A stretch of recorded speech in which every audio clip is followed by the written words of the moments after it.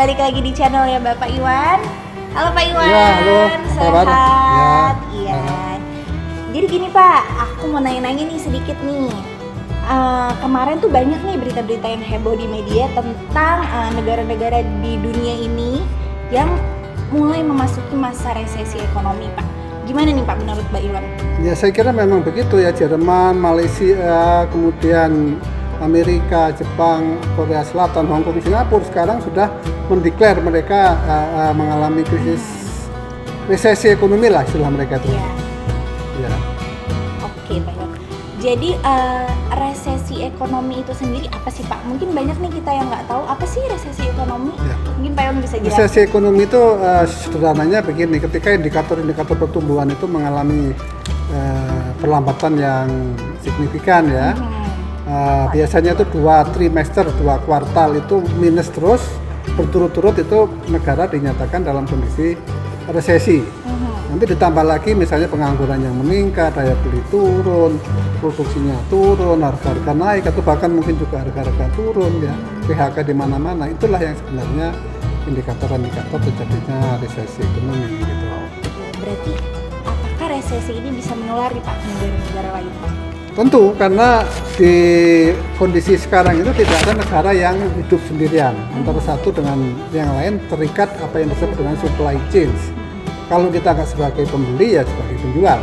Jadi kalau orang lain terkena, kita juga akan terkena. Mereka batuk, kita pasti ketularan. Berarti karena setiap negara ini saling berhubungan, apakah Indonesia akan memasuki masa resesi juga nih Pak? Nah, kalau kita lihat sebenarnya pada triwulan kedua kemarin itu kita kan sudah minus, pertumbuhannya 3-4% minusnya ya.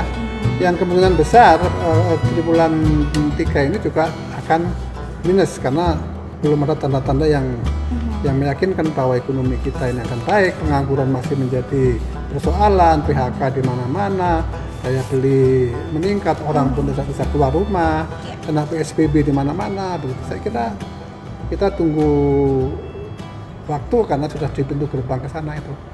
Berarti udah mulai bahaya ya Pak Iwan ya. Oke Pak Iwan, itu masalah makronya nih Pak Iwan. Aku mau nanya, kalau misalkan kayak aku nih, anak-anak ABG milenial nih Pak Iwan, atau keluarga-keluarga kecil yang pendapatannya juga masih segitu-gitu aja Pak Iwan, gimana sih cara kita untuk menghadapi krisis ekonomi ini Pak Iwan? Kamu banyak duit apa sekarang? Belum sih Pak, lagi berusaha. Iya, jadi oke. Pertama itu jangan terlilit utang, itu yang pertama ya. Jadi kalau utang guys. Ya, jadi jangan utang ya. Kalau ada utang yang bisa diselesaikan ya diselesaikan. Karena kalau enggak dia akan seperti bola salju yang menggulung kita, jadi denda ke denda, bunga ke bunga tuh ya. Itu yang mesti diselesaikan. Yang kedua, pastikan 4 hal pertahanan kita, benteng kita itu. 1, pastikan Anda bisa makan, jadi ada cadangan uang untuk makan. Yang kedua, pastikan Anda punya tempat tinggal, jangan sampai itu Anda jadi gelandangan karena tidak punya itu ya. Ketiga itu utilitas, jadi kalau punya tempat tinggal bisa bayar listrik, bayar air ya. Keempat, transportasi karena Anda harus bepergian. Itu 4 benteng. Kemudian yang berikut, yang ketiga itu Anda harus punya siapkan cadangan darurat untuk membiayai hidup kita paling 6 bulan. Ya, karena kita tidak tahu nih seberapa jauh resesi ini. Kemudian yang keberapa itu, yang keempat ya. Yang keempat, jaga pekerjaan, karena kan bekerja kan. Nah, jangan sampai Anda kehilangan pekerjaan, karena cari pekerja susah. Jangan ngelawan-lawan juga sama pimpinan ya, jadi yang disiplin, yang urut. Nah, yang kelima itu berhemat.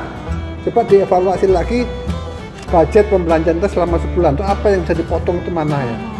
Kalau belanja ke supermarket juga bikin catatan, jangan pergi tanpa catatan, sehingga kita ke sana semua akan diambil semua kan. Biasanya seperti itu ya. Kemudian cash is the king. Jadi kalau Anda punya cash itu pertahankan.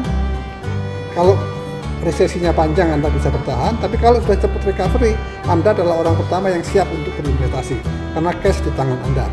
Kalau gitu Pak, kalau cash is the king, misalkan saya mau jual tanah saya biar saya punya cash tuh gimana Pak? Udah punya rumah kamu ya? Tanah belum. Ini macalnya. Teman-teman kamu kali banyak ya. Jadi sekarang belum waktunya untuk jual karena harga ini lagi jatuh. Banyak orang yang kemudian tidak bisa bayar KPR segala macam. Justru saat ini adalah waktu, tinggal tunggu waktu untuk bisa beli properti yang murah. Oke. Nah, yang berikutnya itu adalah intellectual asset building. Jadi kita harus bangun kekayaan intelektual kita. Coba tingkatkan skill kita, belajar macam-macam hal mumpung Anda punya waktu ada di rumah ya, yang di kerja itu dipakai untuk belajar supaya pada waktu recovery kita udah paling siap memasukin Udah banyak ilmunya, Pak. ilmunya cukup lah gitulah ya. Kemudian usahakan mengembangkan arus income yang lain.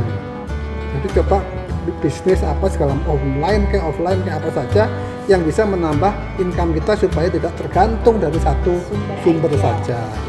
Jadi banyak-banyak cari rezeki dari mana-mana, guys. Ya.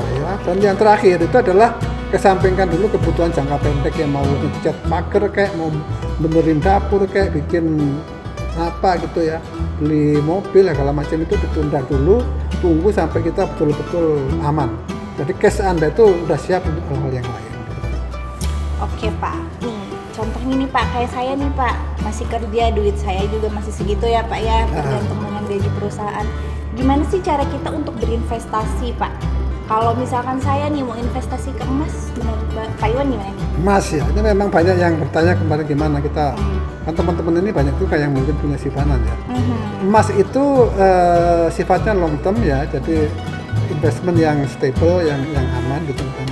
Dan biasanya itu selalu berkebalikan dengan saham. Kalau sahamnya lagi drop, harga emasnya naik seperti sekarang. Nanti ketika ekonominya membagus, emasnya akan berkurang ya. Tetapi jangka panjang tetap stabil, itu investasi yang aman. Kalau Anda tidak mau jantungan, saya kira itu oke. Oke, kalau untuk saham gimana nih Pak? Nah, saham itu sebenarnya kemarin udah drop yang dalam ya, sekarang sudah membal ke atas. Memang saatnya sih untuk masuk ya, tetapi itu jantungan juga, itu kayak bola pingpong tuh, naik turunnya ya. Saya kalau Anda masuk ke sana harus dipastikan uang itu memang uang yang dipakai dan ditaruh di situ untuk jangka panjang, 3 tahun, 4 tahun, baru Anda lihat itu. Kalau tiap hari Anda pelototin, Anda akan jantungan. Oke. Kemudian kalau reksadana gimana Pak Iwan? Reksadana sama dengan saham, itu adalah sekumpulan saham yang kita beli secara bersama-sama dan dikelola oleh manajer investasi ya. Dan yang penting Anda harus tahu apa yang dibeli. Pastikan itu company-nya bagus, semua indikator-indikator keuangannya itu hijau semua gitu ya. Nah, itu baru masuk gitu. Jangan masuk saham-saham yang digoreng-goreng yang kapitalisasi pasarnya kecil itu. Kemudian surat utang negara atau properti gimana nih Pak? Surat utang negara saya kira itu yang paling aman ya. Ori misalnya itu kemarin sebulannya lalu lagi dibuka ya, itu bunganya sekitar 6,5% ya per tahun untuk jangka waktu 3 tahun. Paling murah itu Anda bisa masuk karena cuma 1 juta, tapi kemarin itu yang mahal sampai 3 miliar. Saya kira oke lah itu karena yang utang negara itu. Kalau properti ya tadi saya katakan it's time to buy, jadi waktunya untuk beli, tapi lagi-lagi properti itu tidak liquid, karena kalau perlu uang harus dipastikan uang itu nggak dipakai dalam jangka pendek. Beli itu tunggu nanti 3-4 tahun ke depan. Oke Pak Iwan, kemudian yang terakhir nih Pak, kalau deposito tabungan gimana? Ya, deposito tabungan itu kan konvensional ya, fixed income, tapi pastikan Anda menabung di bank yang memang baik ya, karena sekarang itu ada beberapa bank yang lagi terpuruk ya, kalau likuiditasnya sangat susah, orang antri per hari-hari juga tidak bisa. Benar. Tetapi overall kondisi likuiditas perbankan saat ini baik ya, jadi kalau Anda taruh di sana saya kira aman.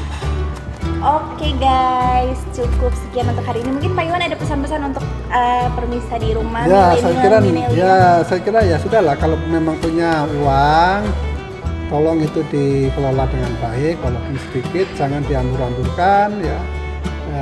Guys, ingat guys. Mulai belajar untuk investasi apapun itu bentuknya, dan mulai mencoba untuk membangun another income stream, jadi membangun arus pendapatan yang lain yang tidak tergantung dari satu sumber, sehingga Anda kalau satu sumber mati ada yang lain yang bisa kita harapkan. Saya kira itu ya. Oke Pak Iwan, terima kasih untuk waktunya. Terima kasih ya. Terima kasih juga semuanya. Kalau misalnya ada pertanyaan atau mau ngobrol langsung sama Pak Iwannya, bisa komen di bawah. komen di channelnya Pak Iwan. Oke, jangan lupa like, comment, dan subscribe. Bye bye. Salam sehat.